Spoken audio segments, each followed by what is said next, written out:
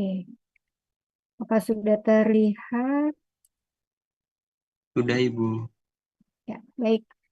Jadi, em, untuk topik ini saya akan mencoba memaparkan mengenai pemakaian obat selama periode laktasi serta pengaruhnya terhadap proses menyusui pada bayi ya. Proses menyusui dan juga pengaruhnya terhadap bayi itu sendiri. Eh, em, Kenapa ini juga perlu saudara pelajari? Karena ibu menyusui itu juga masih seringkali membutuhkan terapi obat. Ya, misalnya pasca melahirkan, kemudian atau memang si ibu itu punya riwayat penyakit kronik, ya, sehingga memang tetap harus lanjut obat meskipun dalam kondisi menyusui. Namun di sisi lain itu terdapat kekhawatiran mengenai keamanan obat pada bayi yang disusui ya atau yang mendapatkan ASI. Nah, sehingga kita nanti coba belajar terkait bagaimana sebenarnya ekskresi obat dalam ASI, kemudian apa saja faktor yang berpengaruh terhadap paparan obat pada bayi, pengaruh obat terhadap produksi ASI, serta bagaimana strategi untuk meminimalkan resiko itu pada bayi. Oke. Em, Terkait ASI, ya, ASI itu sendiri memiliki manfaat yang sangat besar, eh, terutama dari aspek biologis dan psikologi. Kalau dari aspek biologis, ASI itu mengandung nutrisi yang sangat lengkap, gitu ya. Memang eh, apa ya diciptakan untuk kebutuhan bayi karena di komponen ASI itu ada antibodi, ada komponen karbohidrat, lemak, gitu ya, yang memang dibutuhkan bayi. Kemudian ASI ini juga lebih mudah dicerna oleh sistem pencernaan bayi yang memang masih belum sempurna seperti dewasa, eh, dan juga mendukung pertumbuhan tumbuh kembang si bayi tersebut. Itu kalau dari sisi biologi. Sedangkan kalau dari aspek psikologis itu proses menyusui ini akan membantu mempererat ikatan emosional antara ibu dan bayi. Kemudian juga dengan proses menyusui itu akan memberikan kenyamanan secara psikologis juga bagi si bayi. Jadi terasa ada bonding gitu ya, terutama dengan sang ibu. Sehingga karena manfaat ASI yang sangat besar, tidak hanya untuk bayi tapi juga dari sisi ibu, maka penggunaan obat pada ibu menyusui ini memang perlu dipertimbangkan secara hati-hati gitu ya, agar manfaat ASI ini tetap dapat dipertahankan. Oke. Kemudian pada masa menyusui atau laktasi ini seorang ibu kemungkinan akan menerima pengobatan baik dalam jangka pendek atau bisa juga jangka panjang ya atau kronis. Jadi dari hasil pengamatan itu diketahui hampir 99% ibu menyusui itu menggunakan obat pada minggu pertama pasca melahirkan. Kemudian pada 4 minggu pasca melahirkan itu sekitar 25% ya. Dan selanjutnya 5% itu menjalani pengobatan kronis. Ya karena memang mungkin sudah ada riwayat misalnya si ibu itu sebelum hamil ada kondisi hipertensi atau diabetes mellitus atau asma yang memang membutuhkan pengobatan kronis gitu ya. Oke.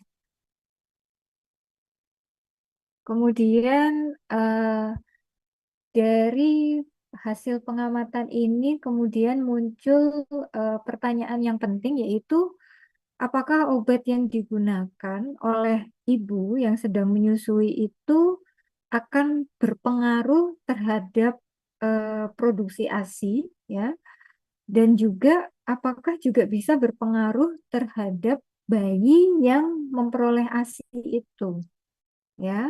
Sehingga dalam hal ini, saudara sebagai calon apoteker dan juga nanti berpraktek gitu ya, menjadi bagian dari tenaga kesehatan ini juga eh,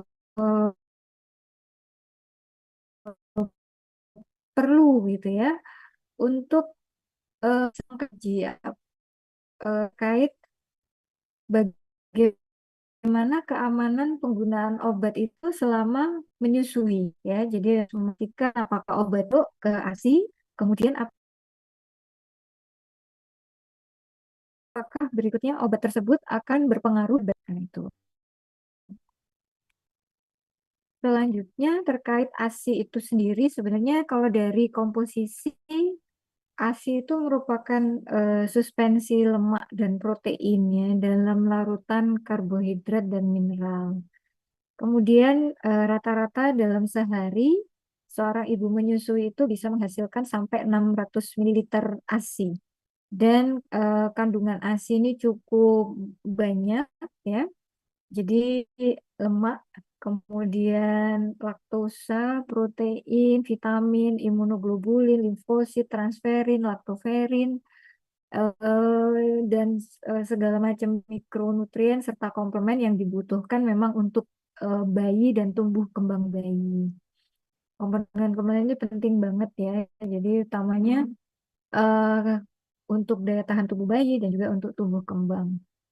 Nah, karena ASI ini mengandung komponen air dan juga lemak, maka kita perlu perhatian bahwa beberapa obat ini akan bisa masuk ke dalam ASI.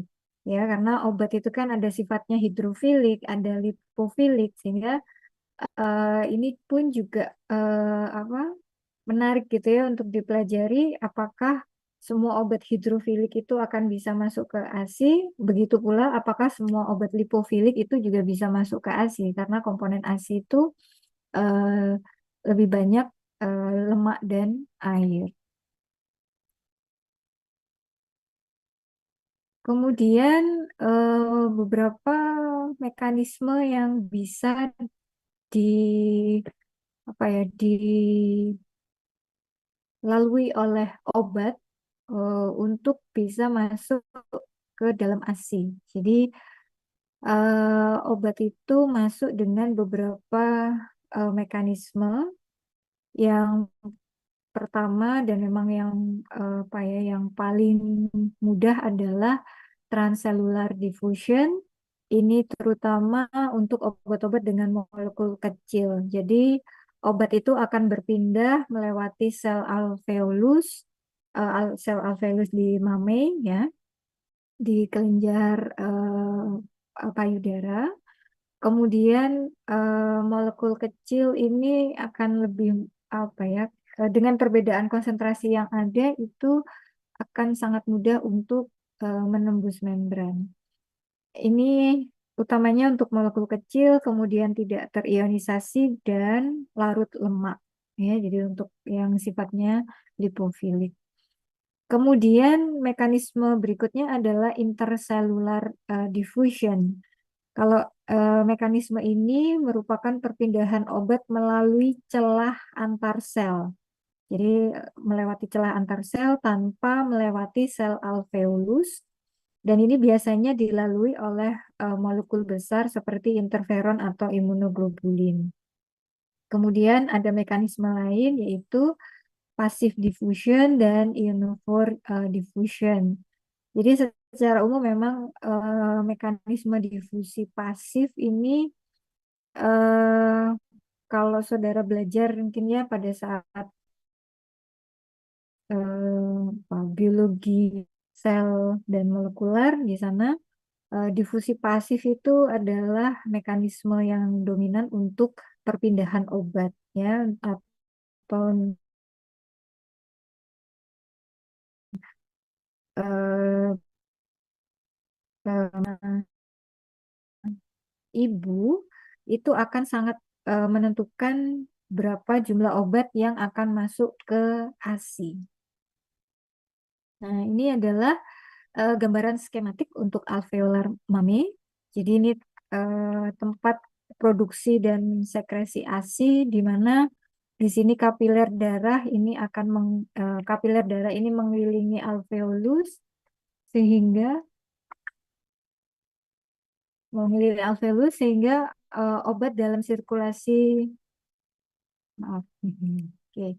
Ini ya, jadi ini kapiler ini mengelilingi alveolus sehingga obat dalam sirkulasi darah ibu ini dapat berpindah menuju lumen alveolus ini ya untuk kemudian akan masasi. Nah, ini gambar selanjutnya ya. Jadi ini adalah pembuluh darah, kemudian ini adalah membran, ini area alveolus, ini adalah produksi ASI, ASI yang dihasilkan. Jadi perpindahan ini dipengaruhi oleh ukuran molekul dari obat, kemudian kelarutan dalam lemak, proses maaf, derajat ionisasi dan juga ikatan protein dengan plasma. Jadi semakin mudah obat melewati membran biologis ini yang ada di sini, maka semakin besar juga kemungkinan obat tersebut akan masuk ke dalam ASI untuk kemudian berpindah ke bayi yang disusui. Oke. Karena tadi sebagian besar obat itu em, melewati epitel mami dengan difusi pasif, ya. Maka kita perlu perhatikan adanya perbedaan kadar obat bebas, terutama yang ada di plasma ibu. Untuk obat dengan berat molekul kecil kurang dari 200 Dalton, ya, ini akan mudah menembus eh, eh, tanpa harus apa, apa ya, tanpa ada kesulitan, gitu ya. Sedangkan untuk obat dengan berat molekul lebih besar ini harus punya kemampuan dulu untuk melarut di dalam lipid sehingga kemudian bisa melewati membran itu dengan mudah, ya.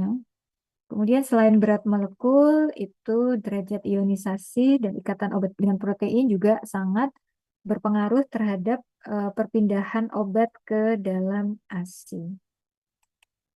Nah, ini sifat khas ASI itu dia punya ini ya, pH-nya itu sekitar 7, cenderung ke sedikit asam. Kemudian proteinnya sekitar 8 sampai 9% per liter. Kemudian lemaknya itu sekitar 3 sampai 5%.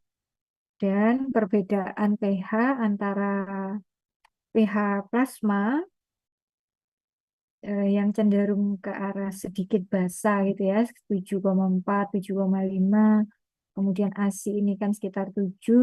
Nah, maka ini akan menyebabkan terjadinya fenomena teori pH partisi. Jadi obat yang bersifat basa lemah itu akan cenderung lebih mudah terionisasi di dalam ASI, sedangkan obat yang bersifat asam lemah itu akan memiliki kadar lebih rendah di dalam ASI. Skematiknya seperti ini ya. Jadi karena eh, pH di pH ASI itu sekitar 7 sedikit asam, sedangkan pH plasma itu cenderung ke sedikit basah, 7,4.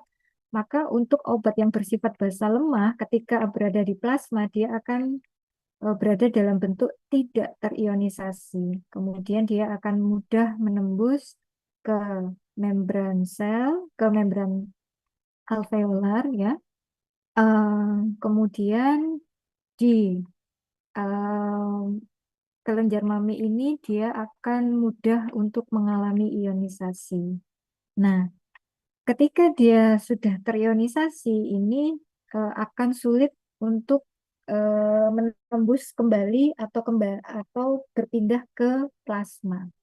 Sehingga obat-obat yang bersifat basa lemak ini akan lebih banyak terkonsentrasi di ASI. Hal sebaliknya itu terjadi pada obat-obat yang bersifat asam lemak.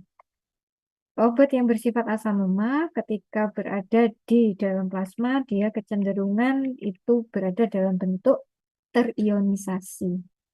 Jadi terionisasi sehingga sedikit yang bisa menembus ke dalam ASI. Obat yang bisa menembus adalah dalam bentuk molekul, ya, bukan dalam bentuk ion. Jadi kalau bentuk ion itu hanya tertentu saja. Jadi lewatnya bisa lewat kanal ion. Kalau kanal ion kan tertentu ya, seperti kalsium, kalium, atau juga natrium. Gitu. Kemudian, nah dari sini dikenal dengan istilah milk to plasma ratio. Ya, jadi rasio ini digunakan untuk menggambarkan perbandingan kadar obat dalam ASI dibandingkan plasma ibu. Jadi obat-obat yang bersifat asam lemah karena dia em, berada di plasma ini lebih banyak, maka milk to plasma rasionya kurang dari 1, sedangkan obat basa lemah karena dia lebih sedikit di plasma dan lebih banyak di ASI, sehingga milk to plasma rasionya lebih dari 1. Ya. Di sini untuk obat basa lemah contohnya ada diazepam, eritromisin, kodein. Sedangkan yang sifatnya asam lemah ini ada ibuprofen, paracetamol, amoksisilin. Nah, implikasinya apa? Kalau ada ibu selama proses menyusui itu menggunakan obat bersifat basa lemah, maka ini perlu berhati-hati. Contohnya, si ibu itu em, menggunakan diazepam, gitu ya, untuk mengatasi misalnya dia susah tidur atau dia memang ada riwayat asma yang memang maaf punya riwayat gangguan psikiatri sehingga salah satu terapinya adalah diazepam, maka ini kita perlu perhatikan bagaimana efeknya pada bayi karena konsentrasi obat ini pada ASI akan lebih besar.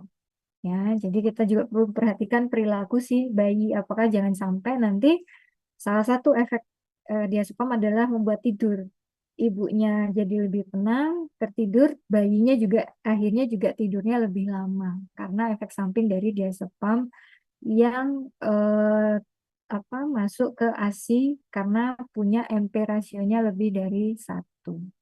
Ya.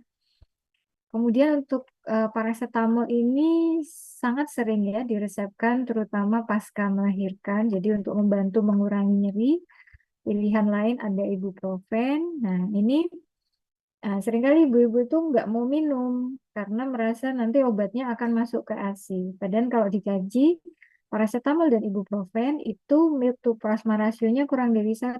Artinya akan lebih banyak berada di plasma dibandingkan di ASI. Sehingga resiko paparan terhadap bayi itu akan lebih kecil gitu ya. Nah, ini penting juga untuk saudara nanti bisa mengedukasi ibu eh, pasca melahirkan dan posisinya dia menyusui kemudian memang membutuhkan obat untuk mengatasi keluhan. Oke. Selanjutnya adalah faktor-faktor yang berpengaruh terhadap keamanan obat pada bayi. Ya, jadi yang pertama adalah yang saudara perlu pahami bahwa proses absorpsi dan eliminasi pada bayi ini berbeda dengan dewasa. Jadi pada pertemuan sebelum UTS itu kan saudara sudah ini ya mengikuti terkait bagaimana perbedaan fisiologi bayi pediatri. Jadi pada bayi kemudian pada anak, kemudian dibandingkan dengan geriatri. Ya, jadi proses absorpsi dan eliminasi ini juga jauh berbeda, gitu ya. Bahkan ada yang fungsinya masih belum baik, gitu ya. Bahkan sampai 6 bulan baru bisa berproses dengan baik, terutama untuk absorpsi. Kemudian faktor berikutnya adalah afinitas protein eh, pada neonatus itu lebih rendah, sehingga efeknya adalah kadar obat bebas di dalam bayi itu akan lebih rendah. Jadi terutama untuk obat-obat yang obat ikatan dengan proteinnya itu tinggi. Nah, ini nih yang perlu juga diperhatikan. Jadi kalau sebelumnya itu terkait bagaimana obat itu bisa terekspresi ke ASI. Nah, kalau sekarang bagaimana obat itu bisa berpengaruh terhadap bayi ketika obat itu masuk ke bayi, gitu ya, baik melalui ASI ataupun juga melalui pemberian langsung ke bayi. Nah, ini juga perlu diperhatikan. Kemudian faktor yang ketiga adalah kemampuan metabolisme. Bayi baru lahir itu masih sangat rendah, ya. Jadi kapasitas metabolisme ini baru baru bisa optimal itu ketika dia mencapai usia 6 bulan. Nah, ini baru optimal. Sehingga kenapa memang 6 bulan pertama ini ASI eksklusif gitu ya. Jadi full ASI yang memang sangat mudah dicerna dan memiliki kandungan yang cukup banyak ya untuk membantu tumbuh kembang bayi. Karena memang proses eh, optimalisasi untuk absorpsi, untuk metabolisme itu memang masih terus berjalan di 6 bulan pertama. Baru setelah itu bertahap mendekati fungsi seperti dewasa. Berikutnya terkait perkembangan kemampuan metabolisme ya. Jadi pada saat lahir itu kapasitas metabolik yang sudah matang hanya sulfatasi. Kemudian dilanjutkan pada minggu pertama itu proses reduksi oksidasi, 1 bulan usia itu proses asatiliasi, kemudian di usia 2 bulan glukuronidasi, dan di usia 3 bulan itu konjugasi dengan glisin, glutathione, dan sistein. Jadi karena sistem metabolisme pada bayi ini belum sempurna, seringkali kita harus benar-benar memperhatikan bahwa obat yang memang relatif aman untuk dewasa itu belum tentu aman untuk bayi. Ya, apalagi kalau obat itu eh, meng, apa, harus melalui proses metabolisme untuk sebelum diekskresi. Oke. Selanjutnya adalah bagaimana cara kita memperkirakan paparan obat pada bayi. Salah satu yang digunakan adalah milk to plasma ratio, seperti yang sudah saya sebutkan tadi. Jadi, membandingkan kadar obat di dalam ASI dan di dalam plasma sang ibu. Ya, jadi pendekatan ini dapat memperkirakan seberapa besar obat berpindah ke ASI dan potensi paparannya terhadap bayi. Kemudian ini adalah tabel terkait hasil penelitian ya yang dilaporkan eh, obat-obat yang cukup sering digunakan oleh ibu menyusui. Di sini ada milk to plasma ratio, EPIC concentration in milk gitu ya dengan dosis ini. Jadi maternal dose, dosis yang diberikan, kemudian MP rasionya berapa. Nah, dari sini bisa di di apa diamati bahwa kalau MP rasionya lebih dari 1, maka jumlah obat di dalam ASI itu akan lebih besar seperti ini isoniazid, kemudian metadon gitu ya. Contohnya kok tadi ini paracetamol nih masih kurang dari 1, kemudian eh, mana lagi ya, ya oke, itu tadi contoh yang paracetamol tadi ya kurang dari 1. Oke. Selain milk to plasma rasio, perkiraan terpaparnya bayi oleh obat itu menggunakan pendekatan eh, persentase dosis ibu. Jadi caranya ini dengan membagi jumlah obat yang diekskresi ke dalam ASI yang terukur selama periode tertentu dengan dosis ibu dan mengalihkannya dengan 100%. Dalam perhitungan ini digunakan estimasi konsumsi ASI bayi itu sekitar 0,8 hingga 1 liter ASI per hari atau sekitar 150 mililiter per kilogram berat badan per hari. Semakin kecil persentase dosis yang diterima bayi, maka semakin aman obat tersebut. Oke. Pendekatan yang ketiga ini menggunakan perhitungan dosis bayi yang diterima lewat ASI. Jadi yang memang benar-benar diterima melalui ASI, perhitungannya dilakukan dengan mengalihkan kadar obat di dalam ASI dengan volume ASI yang diminum oleh bayi. Dan pendekatan ini memberikan gambaran lebih nyata mengenai jumlah obat yang masuk ke tubuh bayi. Ya. Oke, ini ya, jadi ini adalah rumus untuk memperkirakan kadar obat steady state dalam serum bayi. Kemudian ini kalau saudara perhatikan, kadar steady state rata ini dipengaruhi oleh bioavailabilitas obat, kemudian ini ya, kadar obat dalam plasma ibu, rasio um, MP, milk to plasma ratio, kemudian volume ASI yang dikonsumsi, serta clearance bayi. Ya, jadi clearance bayi ini juga menjadi faktor penting karena kemampuan eliminasi pada bayi yang masih terbatas, ya, yang masih belum optimal. Oke. Kalau tadi kita berbicara terkait bagaimana proses ekskresi obat itu pada ASI, bagaimana kemudian paparan obat itu terhadap bayi, ya.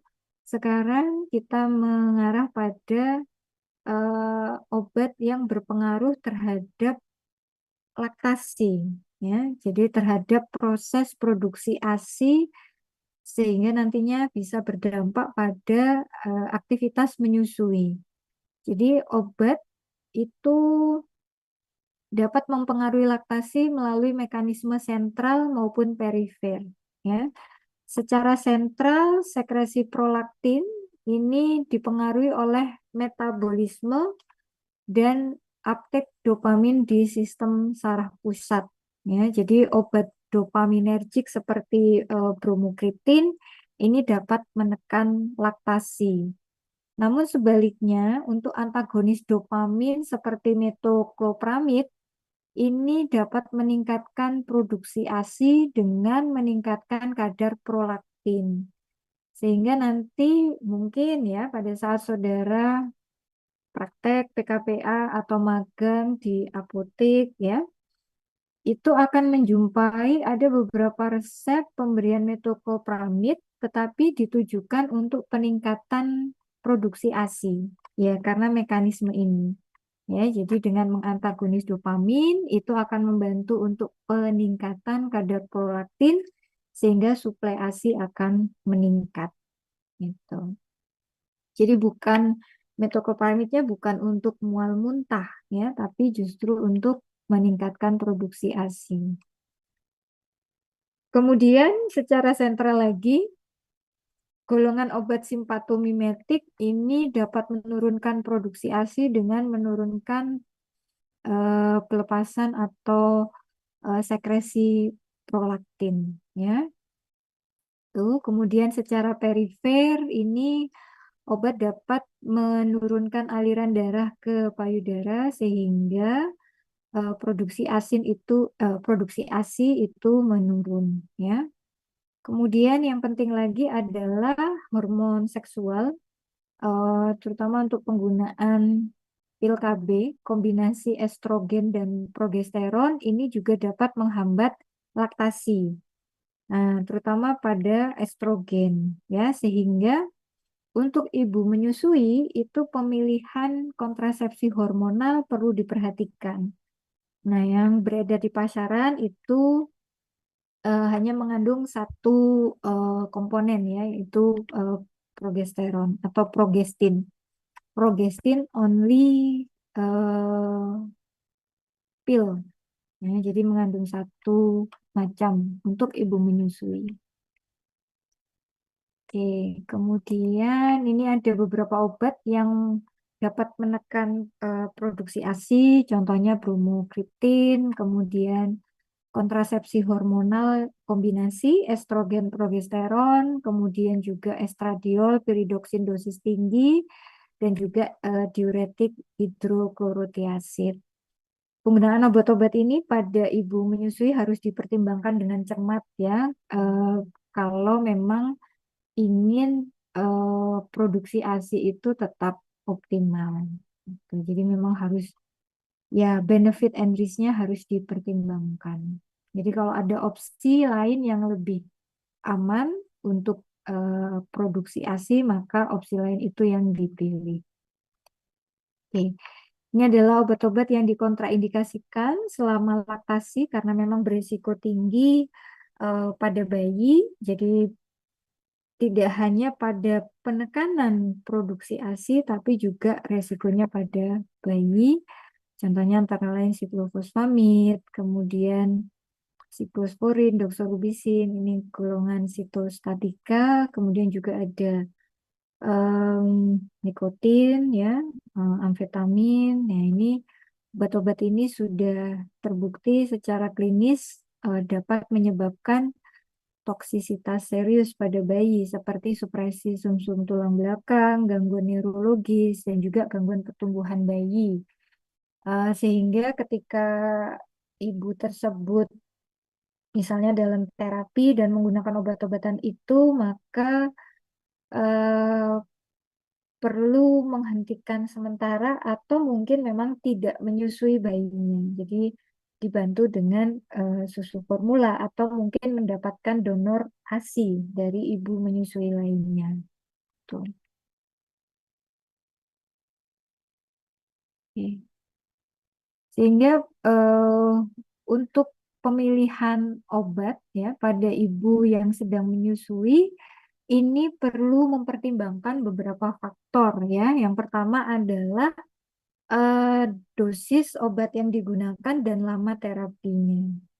Kemudian usia bayi, terutama kalau memiliki bayi prematur, karena eh, konsumsi ASINya juga lebih banyak dan kondisi bayi prematur itu lebih rentan ya, karena pertumbuhan organnya juga belum matang. Kemudian faktor yang ketiga adalah jumlah ASI yang dikonsumsi oleh bayi.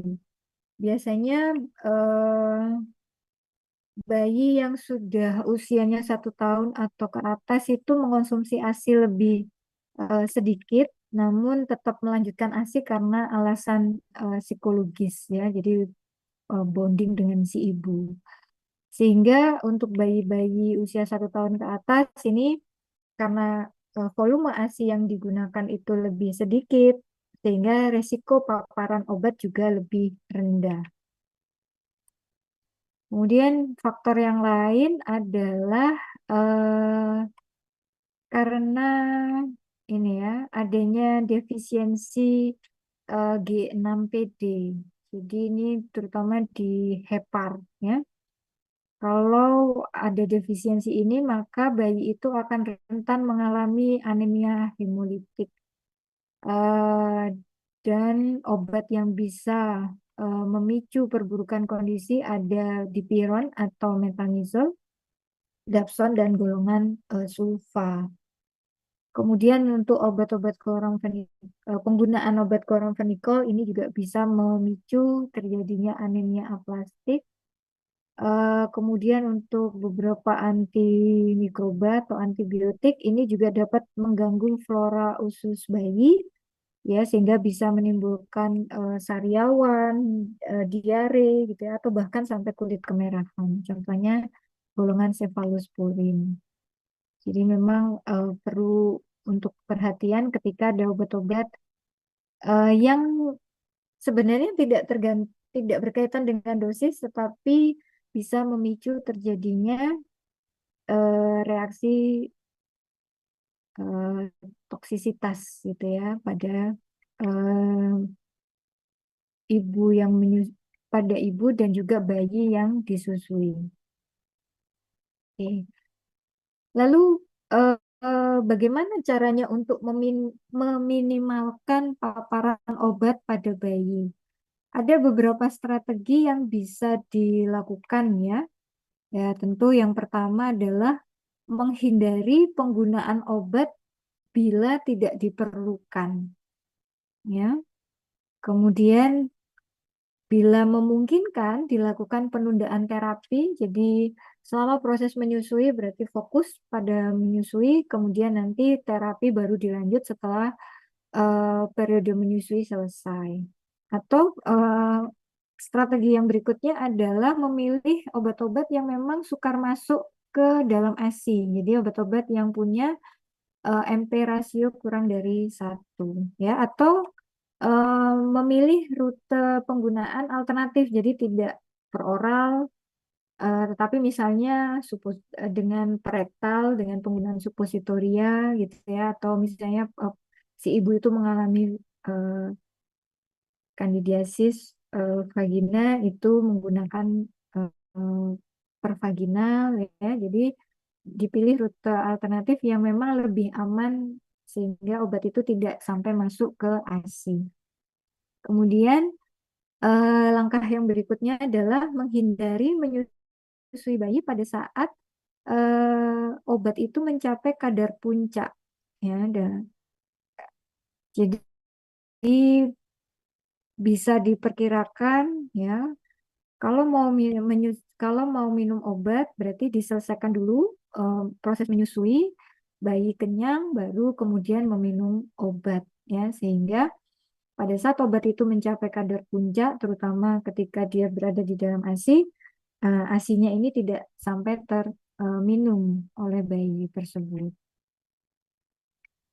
Kemudian strategi selanjutnya adalah memberikan obat sebelum periode tidur bayi yang paling lama ya, sehingga paparan bayi terhadap obat itu berkurang, atau menghentikan sementara menyusui sampai obat itu tereliminasi seluruhnya dari tubuh si ibu, atau kalau memang obat itu sangat dibutuhkan oleh si ibu, misalnya si ibu itu menjalani kemoterapi, harus mau tidak mau tetap menggunakan obat tersebut, sehingga ya terpaksa menyusui harus dihentikan, tidak dilanjutkan gitu ya. Jadi keputusan ini tentu harus mempertimbangkan benefit risk, terutama yang diperhatikan adalah manfaat ASI itu terhadap bayi dan juga eh, resiko obat terhadap bayi gitu ya. Cuma memang kalau kemudian membahayakan nyawa salah satu, maka ya kalau ada alternatif yang lebih aman, maka kita perlu pertimbangkan alternatif yang lebih aman itu. Oke, saya rasa itu yang bisa saya sampaikan terkait penggunaan obat selama laktasi. Jadi secara umum penggunaan selama laktasi ini perlu pertimbangan yang cermat karena memang obat dapat masuk ke dalam ASI dan juga mempengaruhi bayi di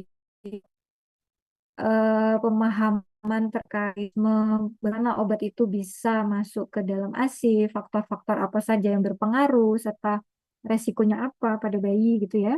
Kemudian juga eh, bagaimana langkah untuk meminimalkan paparan obat itu terhadap bayi. Saya rasa ini sangat dibutuhkan oleh apoteker sehingga Kalau memang ibu tersebut tetap membutuhkan obat, maka obat itu masih bisa memberikan efek terapeutik yang optimal, namun minimal resiko terhadap bayi yang disusui. Seperti itu. Mungkin dari sini ada pertanyaan atau ada hal yang mungkin kurang jelas atau mungkin ada yang mau didiskusikan, saya persilahkan.